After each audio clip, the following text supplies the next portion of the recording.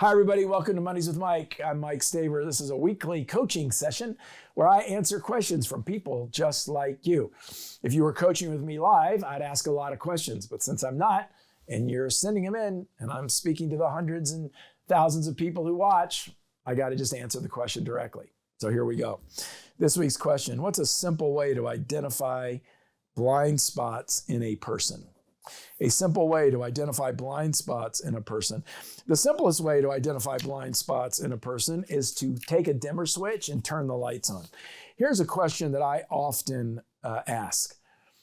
Are you aware, or have you ever noticed, for instance, I have a client, and one of the things that they do, and I know they aren't aware of it, is that they tend to give me the reason they didn't do it before they give me the reason they could do it.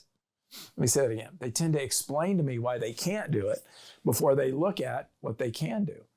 So I pointed that out to them.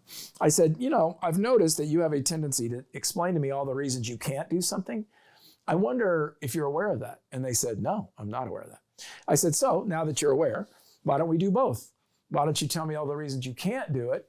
And then let's talk about some of the assets, resources that demonstrate you can do it, and let's see what happens.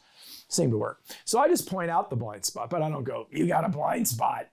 I said, are you aware, or have you ever noticed that? Because it could be me. I could see a blind spot where they're not blind. They could say, oh yeah, I know I'm defensive. I do it all the time. That's the way it works. If this question was helpful, imagine how much more questions would be helpful if you sent me a question. So you want better results? You want to do better? Ask better questions. And you folks ask good questions. These are all really good questions. Send it to info@mikestaver.com. That's info@mikestaver.com. I'll work it out very soon.